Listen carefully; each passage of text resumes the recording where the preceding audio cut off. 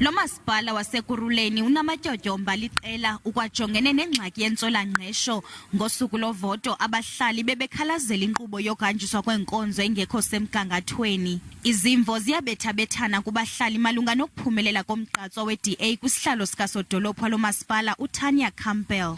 Abahlali balabandleni ziza asiphoxeka kakhulu man. I-DA yebo iwinile but ke asiphatha izange senzele nix. Sizasijabule ngokuphatha kwe-DA futhi sinalo ithemba lokuthi kukhona okuzoshintsha.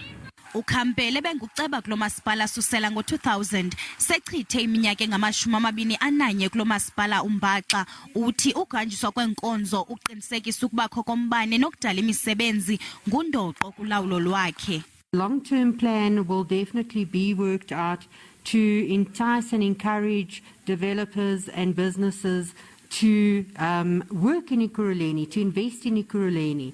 Lo sodolophu mtsha ujongene nomsebenzi oqinisekisa ukuba iziphakamiso ezibekwa kweli bhunga zifumana inkxaso kumaqela ezopolitiko.